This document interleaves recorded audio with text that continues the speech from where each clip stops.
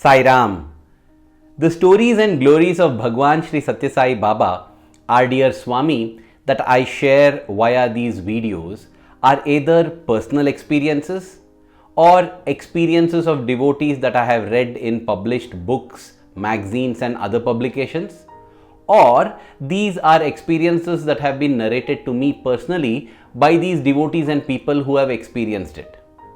From that perspective, this is a very unique experience that I am about to share because it has been narrated not just by the devotee who experienced the glory and grace of the Lord, but also the Lord who admired the faith and devotion of the devotee. In fact, I first heard this story from the divine lips of our dear Swami himself. It was the January of 2001 and I was a first year undergraduate student at the Sri Sathya Sai Institute of Higher Learning, Brindavan campus in Bangalore. Swami was at Whitefield, Brindavan that year because he had come there for the inauguration of the magnificent Sri Sathya Sai Institute of Higher Medical Sciences, the super specialty hospital in Bangalore. Now, during the course of his stay there, Swami had called all of our students in for a beautiful Trai session. And during the course of that Trai session, Swami began to narrate the happenings of a few days before. All of us heard it with rapt attention. And as Swami narrated, our hearts filled with love, devotion and joy. My jaw also dropped down in wonderment. And I was thinking, hey Vicky, you never shared this with us. Vicky or Vivek was our classmate and he was the devotee about whom Swami was speaking during this Trai session.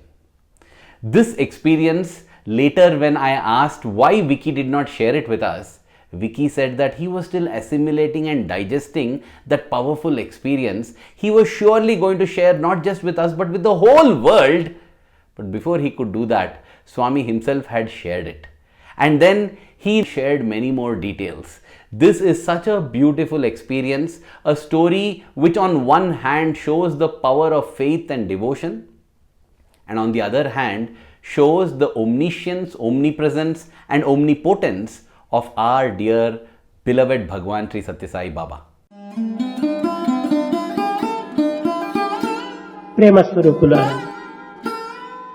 Every year, the students of the Sri Sathya Sai educational institutions would congregate at the Sri Sathya Sai Hillview Stadium for the annual sports and cultural meet, where they would put up display performances with the sole objective of seeing a smile on the face of their dear Swami. In fact, this photograph that you see behind me has been taken during one of the sports meet where Swami is sitting in the Shanti Vedika of the Sri Sathya Sai Hillview Stadium, and with a smile on his face he is blessing the participants who must have presented a brilliant performance. So for the 11th of January 2001, that year's annual sports and cultural meet, planning and preparations began months before at the start of November 2000 itself. And Brindavan campus had several events lined up. The crest jewel of all being the paramotors or the aero sports. Students would put on a 30-kilogram motor on their backs and with the help of a parachute fly across the Hillview Stadium, offering flower petals to Swami and then coming down and landing gracefully. It would be breathtaking to watch and it would require a lot of training and practice because this is undergraduate university campus. This is not some flying school or military school where such training happens. But with devotion and faith in Swami, the impossible can be achieved, and that is how the names were collected. And Vicky or Vivek, as I said, was one among the students who applied to be a part of this aero sports. There were 45 applications from which, after a lot of testing and strenuous exercise and endurance check, 10 students got shortlisted. They called themselves the Falcons and they began training in right earnest. First, the practice was held in the Brindavan grounds itself, after which they shifted the practice venue to the Jakkur Aerodrome. It was on the 6th of January that all of us travelled from Vrindavan to Prashantinilayam, Puttaparthi, so that our final few practice sessions would be held in Puttaparthi itself. All of us were practicing for our items in the ground, but these falcons, the paramotor boys, would practice at the Sri Sathya Sai airport. Final day, out of the 10 boys, 6 would be ground staff and actually 4 would be flying. 2 would be flying the paramotors, the other 2 would do parasailing, where they are pulled by jeeps and they just take off with the parachute and they come back landing. The toughest, of course, was the paramotoring. It was decided that the 2 boys selected, one was a senior from the 3rd year undergraduate class, the other, of course, was my classmate Vicky. Both of them would take off from the Sri Sathya Sai airport. They would fly behind the hill where the magnificent Hanuman statue is standing, right? So there was a hill, a road and a lake. They would fly over this lake and then fly over the ashram and then make an entry into the Hillview Stadium. On the 6th of January itself, Swami was so excited about this that he travelled to the Sri Sathya Sai airport to witness these boys practicing. In fact, as Swami's car drove into the airport, Vicky was already airborne and he saw this, the sight of Swami's car along with the police escort coming in, and his heart jumped in glee. He was so happy. From right above there, almost 900 feet in the sky, he could see Swami looking up, raising his hands and communicating something about him, and he felt very happy. In fact, after he landed, he could see Swami applauding, and he rushed to Swami along with the other students, and Swami told him to come closer. So there was a carpet and Swami's chair was on the carpet, and since Vicky was wearing shoes, he did not want to step onto the carpet. But Swami said, no, it's no problem, come on, come here. And when he went close to Swami, Swami asked him what that smell was that was emanating from his hair. He said, Swami, this is the smell of petrol, because you know the motor is very close on my back and the exhaust comes onto the helmet and the head, so that is the smell. Swami smiled, patted him on the cheek, and then Swami asked him, ऊपर जाता है तो डर नहीं लगता? When you go up in the skies, don't you feel scared? And Vicky replied, नहीं Swami, आप है ना? He said, no Swami, I don't feel scared. You are there, right? Why should I feel scared? Swami was so happy with the answer. And of course, Vicky was so happy that Swami gave him this opportunity to express this sentiment. Swami waved his palm and materialized vibhuti, gave it to all of them and blessed them and said that he would be waiting to watch them on the 11th of January. With that, Swami left. Finally, the D-Day arrived, the 11th of January 2001. Vicky was so excited. He had barely slept the previous night because of this excitement of getting the chance to perform in front of Swami, make his Swami's heart swell with pride and joy. That was what was giving him an adrenaline rush. Early in the morning, he got ready and he was at the Sri Sathya Sai airport. But that day, the winds that were blowing in Puttaparthi were very strong. Dear brothers and sisters, one important point to note over here is that though Vicky had practice for about 10-15 days flying solo with these paramotors, it was mainly at the Jakkur airport, where it's a single airstrip and it's a normal plain ground in Bangalore. Here in Puttaparthi, my God, the terrain is so different and difficult. There are a couple of hills, it goes up and down, then there are homes, there are houses, then there are water bodies there, so many things, vegetation, non-vegetation areas, all of this change the dynamics of flying. So it is not as simple as flying it over the Jakkur airfield in Bangalore. But despite all these challenges, that faith in Swami made Vicky feel, no, we will do it. As I said, the course had already been charted. They would take off from the Sri Sathya Sai airport, they would fly over a nearby lake and then go around. You know, they should not be seen from the stadium. It should be a surprise for everyone. That's why they would fly around the hill where Hanuman is situated and then fly over the ashram, and from the primary school end of the ground, they would make an appearance and descend. Falcons from the sky, flying high on the wings of faith and love. I still remember that was the commentary in the ground that we had all prepared to give when Vicky would be landing. So Vicky was waiting for the command to take off because, as I said, the winds were very heavy and it's not advisable to fly when such erratic winds are there. Now, while he was waiting, he had loosened all his gear. There was a brief pause when the wind stopped, and quickly the coaches, the trainers came and said, quick, take off fast. Before the wind starts again, you should be airborne. And in that hurry to get everything ready and take off, Vicky forgot to tighten his thigh straps. Now, because of which, as he took off, the whole motor and the backpack got pulled upwards because of the thrust from the parachute. And since it was not secured tightly to his thighs, the straps also moved upwards. They began to cut into his groin. Most importantly, Vicky was unable to sit on the seat that comes attached, and therefore he was just hanging. And as he flew up and took off, the coaches congratulated him for a good takeoff, but over the walkie-talkie they asked him why is he not sitting in the seat. He replied, I don't think I will be able to sit this time, but it's okay, I can fly and I will land. So they left it at that. And then Vicky began to fly. There was at least an hour or so left before his scheduled landing in the stadium, because there would be the opening ceremony. Swami would be on the stage after that, and once the flag hoisting is done, the first item would be by the Brindavan campus, and the first item was the paramotors, and Vicky could land. So till then he had to be airborne and keep flying.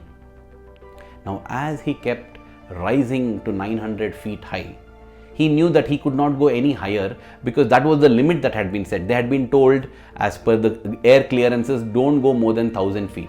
So that was not allowed. And therefore he was at 900 feet and he was flying and he was enjoying that. And he could see the Hanuman to his right, the water body right below the lake. And that is when he was enveloped in a silence. A silence that was devastating actually, because this was the silence of his motor shutting down. Suddenly, out of the blue, without any warning, without any explanation, the motor simply shut down. It was not as if there was no fuel, nothing, but still the motor shut down, and Vicky was now wondering what he should do. He had barely a few seconds because he started plummeting downwards. He began to lose height rapidly, and the altimeter that was strapped onto him began to beep crazily. It was shouting out alarms telling him that he is losing height rapidly. Vicky also knew this, and his training kicked in. What he had to do now was to unbuckle the motor and drop it. It would drop into the lake, because of which he would become lighter. The motor itself, as I said, was 30 kilograms. The motor was sure to get damaged, but then he could glide down safely with his parachute, and then through his walkie-talkie he will send an SOS. The team would come and pick him up. But that is not what Vicky wanted to do. He wanted to land in front of his dear Swami in the stadium. He wanted to make his Swami feel proud. He wanted to appear before Swami from the skies. He had a button in his hand as an emergency restart for the engine. He pressed it 2-3 times, 4 times, 5 times. It is just clicking, but that motor is not starting. He had wasted enough time already. He had lost a lot of height, 400 feet, and just 400 feet remains. It is time now to discard the motor. Vicky's eyes became wet. He was disappointed. He did not have fear, dear brothers, as he had told Swami, Swami, aap hai na? Swami, you are there. So no fear. Why fear when Sai is here? No fear, but a lot of disappointment. Swami. And in that disappointment and frustration, he called out to Swami and said, Swami, kya kar diya yaar? In Hindi he said, oh Swami, dear friend, what have you done, my friend? That is how he called out. And then he got ready to click those 2 buttons which would separate the motor from him. His hands are on the button, on the clips. He's about to unclip the motor. And then, dear brothers and sisters, without a warning, without the slightest effort from Vicky's side, just as it had stopped, in the same manner, the motor kicked back to life. It started again. And Vicky could just not believe what had happened. He knew for sure that his Yar, his Swami, his beloved friend had stepped in with his omniscience, with his omnipotence and his omnipresence. The motor whirled to life and Vicky used that opportunity and began to gain altitude.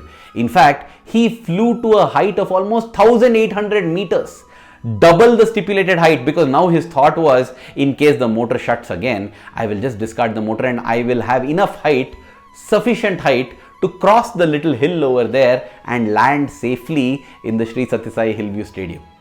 His partner and the others were wondering what on earth was happening. Vicky had dropped from 900 feet to 500 feet and now he had ascended to 1800 feet. They knew that something was wrong, but they felt that he is under control and let it go ahead.